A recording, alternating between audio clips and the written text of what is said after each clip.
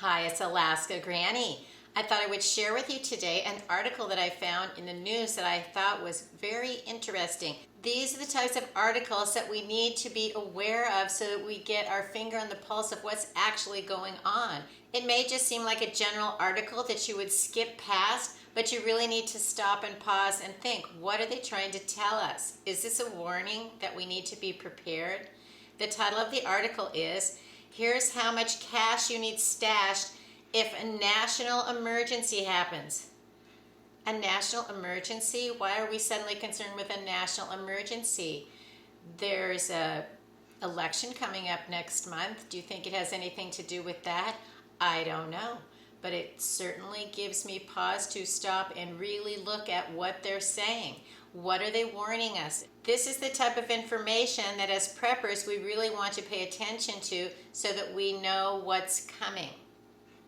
Why you need a national emergency fund. Part of being prepared for any contingency, big or small, is having a reserve of emergency cash at your disposal at all times.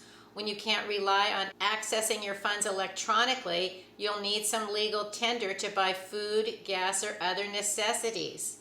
Whether it's Mother Nature or some other disaster out of your control, you always want to be prepared by having emergency cash on hand.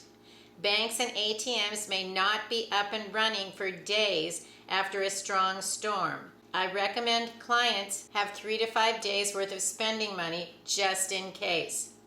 Now that's the type of information that as preppers we've talked about since we became preppers, that we want to have emergency cash on hand. We want to be prepared for several days. But why suddenly are they warning everyone in the nation? It's interesting. How to decide how much to save. To decide how much to save for an emergency fund, you'll need to ask yourself a couple of questions. How much will I need in an extreme catastrophic event? How much can I afford? It's wise to have a small amount of physical cash at home for the truest of emergencies when banks are not operating. Now, I suppose we can take note of these terrible hurricanes and storms that have been happening in the eastern United States. Certainly everything has been disrupted and banks are probably not open in many of those areas. We also know that this port strike is going on. They're not mentioning what are the actual problems that we could be facing, but it sounds like there could be more in the works that we want to be aware of. Aim to save $2,000. That's quite a lot on most people's budgets, so this is becoming very interesting and a little more alarming to me. Individuals should be prepared to pay for essential or non-discretionary expenses out of pocket. Temporary lodging or shelter, fuel, food, water, medications. They will differ for each person. To cover these costs, $2,000 is a good figure. Keep $1,000 to $2,000 in cash in case banking operations are shut down due to a national emergency or catastrophe. There's no magic number for how much to save in your emergency fund. Despite these suggestions and what some other experts might advise, there's no magic number you should have nestled away in your emergency fund. The answer for how much you should save for an emergency situation is that you should do what feels right to you. No matter the amount, an emergency fund is absolutely necessary, so make it a priority to build one. So if you can only afford to set aside $1,000 for an emergency fund, that's better than not saving at all. They're getting into some pretty big numbers that a lot of people couldn't just suddenly get prepared with that types of money. And that's why we've always said, a little at a time, baby steps, 1 can of food, $1 a week, $5 a shopping trip. Put things aside a little at a time so that over time you have all of the things that you need. So this may not be a good time to begin prepping your emergency fund if you haven't already done that. If you have been setting aside your food storage, your water, your healthcare supplies, your hygiene supplies, and some cash along the way, along with all of the other categories of supplies that as preppers we want to have. But then you need to look at some of these terrible storms that have happened. People had to leave their home. Make sure that you have some kind of a bug out bag, an emergency plan, an evacuation plan, that you would bring your emergency must-have items and your most important documents with you so that you can make the best of an emergency situation. Nobody wants to leave their home, but things happen when you don't have any choice, so you need to be prepared for that possibility. Take into account that in a national emergency, inflation will rise, demand for necessities will increase, and price gouging. With all that in mind, in addition to your regular emergency savings, you should prepare to have enough to cover the following costs in a national emergency situation. Water, 10 gallons, $13.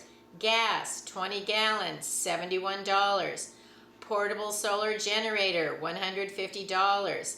Battery-powered lights, $20. Emergency solar hand crank radio, $20. Those are all basic prepping supplies that many of us might already have on hand. I notice they haven't mentioned food, and that's going to be critical too. You need to have some ready-to-eat, open and eat, don't do anything, tear open and eat foods for any kind of an emergency, and then a nice supply of foods that require almost no cooking, put them together with not much effort. And then should we go into something that is a catastrophic for our nation, that's when you may want to make sure that you have those longest lasting foods, the dried foods that last for 30 years, like beans, rice, oatmeal, pasta, dried and dehydrated fruits and vegetables, so that you can sustain yourselves, because who knows what's coming. If the mainstream news is warning us, things could get ugly quickly. They're also encouraging you to have an emergency kit with batteries and tools, first aid supplies, non-perishable food, medication, and spare clothing. Unlike a regular emergency fund, which should be used to cover things like unemployment, medical or car emergencies, emergency home repairs, or bereavement-related expenses, a national emergency fund should be reserved for catastrophes, which you cannot use credit cards. Oh, whoa, whoa. Regular emergency savings should be stashed in some kind of savings, money market, or certificate of deposit. Your savings for a national emergency fund should be kept mostly in cash, not tied up in stocks or real estate. Neither type of an emergency fund is meant to be dipped into or spent like disposable income, and creating one takes the same approach as for a rainy day fund, a nest egg, or any other kind of savings. Make saving for your emergency fund a priority. It's especially vital right now to focus on saving, with job insecurity at a high and stock values plummeting. It's important to not panic, but to be proactive in planning your finances over the next months, considering different strategies for saving more money and having cash on hand.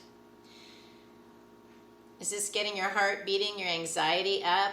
And that's one of the reasons why we try to predict what could come. What do we need? How do we prepare for it? So that we can make a plan, figure out what to do, so that we don't have something dropped in our laps and then we have just panic and we don't know what to do.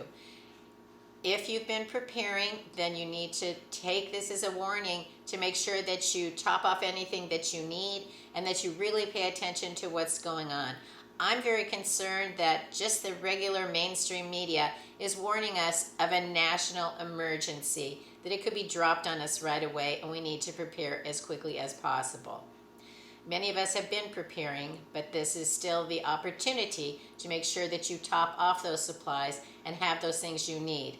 It is important that you keep fresh drinking water in your home, a supply of food, that you have things like batteries and flashlights, but then also, yes, have cash on hand. Make sure you have small bills, 1s, 5s, 10s, and 20s. I wouldn't have anything larger than that because they're hard to use on a day-to-day basis when things are not an emergency. You don't want to have a $20 bill and you want to buy, say, a bottle of water that's $2, and they're not going to give you any change. So it's important that you have small bills so that you are able to make the best use of the cash you have on hand. Then you need to make sure that you put it away in a safe place that your family members know where it is and what it's for. But you also want to make sure that it's put away safely and securely so that it doesn't disappear out of your home. These are trying times. It's alarming to me how I feel like things are spiraling a little bit right now, and I don't like that feeling.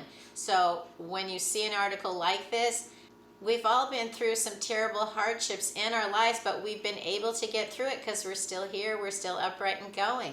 So prepare while you can, and then know that you will be able to face the future doing the best that you can, because you have prepared and then you have confidence in your ability to go forward.